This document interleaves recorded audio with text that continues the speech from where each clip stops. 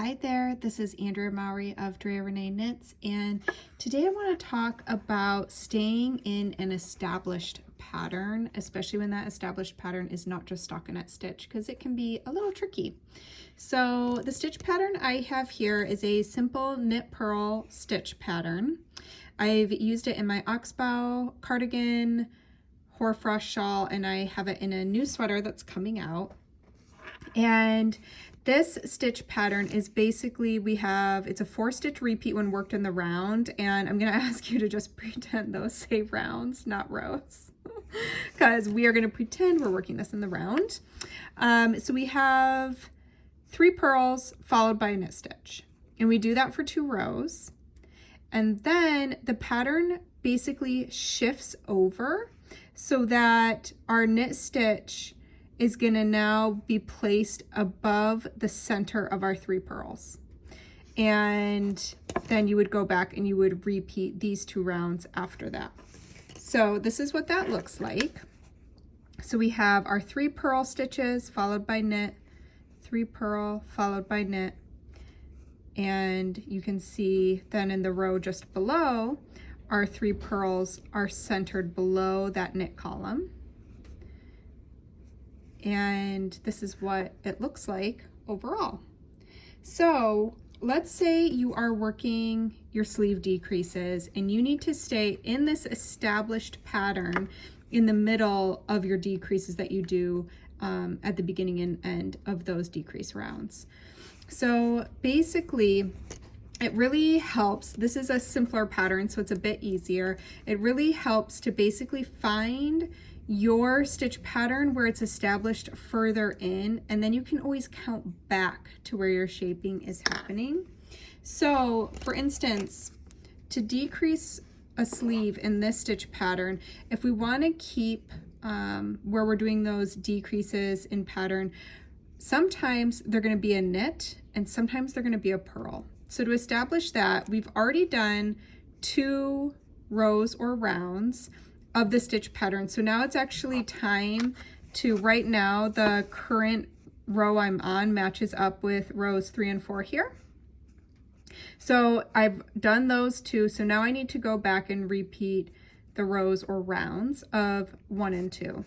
So I know that I'm going to need to purl these 3 stitches and then knit 1. So that matches my chart. Now, even if I wasn't looking at my chart or my instructions, because I've done a few rows of this, I've already started to memorize that, and I know that my knit stitches should always be situated in the center of my purl stitches, either below it or right here above it. So I know that this is going to be purl 3 followed by a knit 1. So when I decrease this edge, I'm going to use a purl 2 together as opposed to a knit 2 together so that it can stay in pattern. Now, let's say I was 1 row below and I had only done row 3. So purl, knit, purl, purl, and I'm repeating that all the way across. That means if I was working my decrease on row or round 4, that stitch that's left, the stitch you really want to be looking at is actually your 2nd stitch in from the edge, because we're decreasing out this stitch. So that would have needed to be a knit. So I would have done a knit 2 together to keep it a knit, because we're basically shaving off the 1st stitch of the 1st repeat, and then it will go back to its normal repeat. So let's put this into practice so we can kind of make sense of it. So as I said, I have already completed that 3 and 4 rows or rounds 3 and 4. So now I have to jump back down to 1. And so that means this 2nd stitch needs to be a purl. So I am going to purl 2 together just as though I was shaping a sleeve. And now I want to stay in pattern for the rest of the row till I get to these last 2 stitches, which is where I would work my other decrease for my sleeve. So here I have taken away the 1st stitch, and that purl 2 together became this stitch. So now I need to purl 1, knit 1, but I could know that even without my chart, again, just by looking here, because I can even look below and see my knits there. But if I look in the center of these purls, I need the center of them to become my knit stitch for this. So I will purl one more, and then I'm ready to knit. And you see how it's lining up with the column below? So don't be afraid to use your own fabric you've already created to keep yourself in pattern. And now I want my 3 purls to be centered over top of this old knit column. So purl 3. So I'm right back into my stitch pattern that was already established. And it's just a good idea when you're in the middle in the body of the sleeve, you can just check yourself, make sure everything's still lining up, and it is. I have 3 purls down here, and that is all lined up with these 3 purls with my knit column in the middle. And I'll do the next row around continental, so you can see that for all my continental style knitters. All right, so as I get to my last few stitches here, whoops, don't really want them to fall off my needle.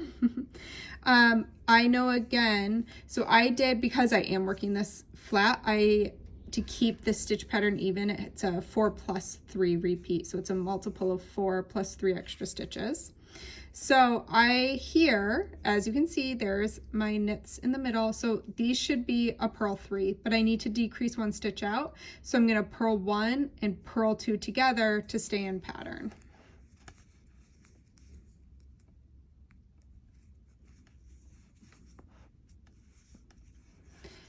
Now, if I was continuing, oh, I'll just do it. So I am working mine flat, so sorry.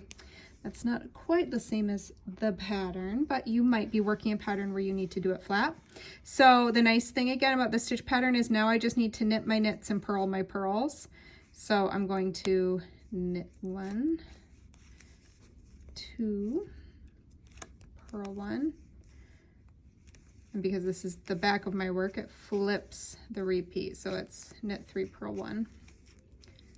Instead of the purl 3, knit 1.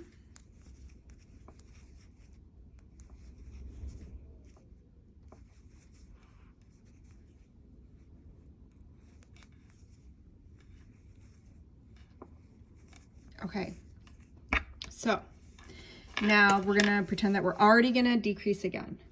And again, we want to stay in pattern within the body here.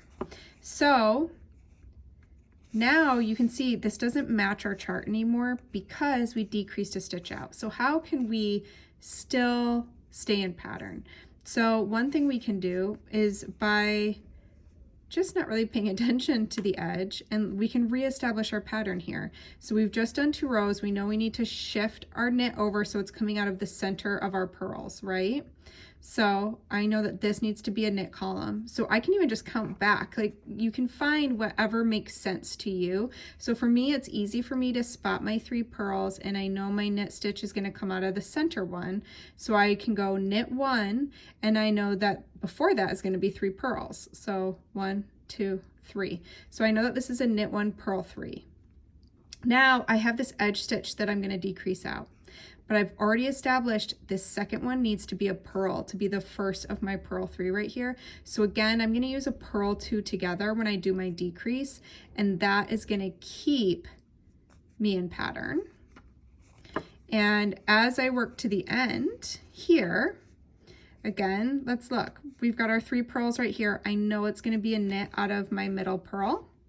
So knit 1 and then purl 1, 2, 3. Same thing at the edge here. I'm going to turn this into a purl 2 together to keep that in pattern. And it's really as simple as that. And you can even use this for more complicated stitch patterns. Wind off some yarn here. Just remembering to kind of find yourself in the established fabric and then count to where you need to be. I do it a lot when I'm designing to kind of figure things out. All right, so I had said this was going to be a purl too. I'm using a really short cord right now, so this is a little awkward. Let me just get my needle in there.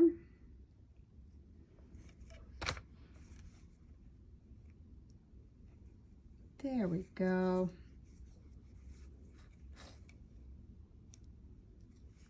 Okay, and see I have a knit stitch right here. I know it has to be in the middle of my 3 purl stitches, so I need to purl, and there we go. And now we're still lined up. So I have a purl 3, I know this has to be a knit 1, and if I look further down in my fabric, I can see it's lining up with my other knit columns.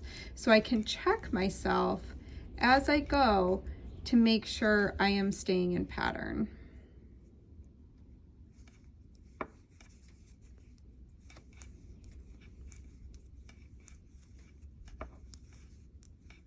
Okay, and now I did my purl 2, and so if I wasn't decreasing, this would actually be purl, my 3rd purl, and then I would knit.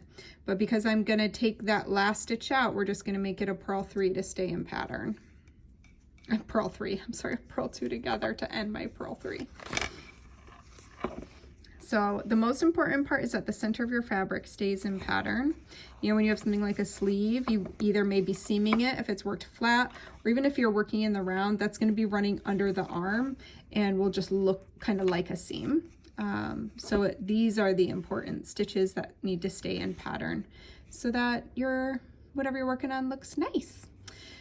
I hope this was helpful and boosts your confidence in trying to stay in pattern while working some decreases. Happy knitting!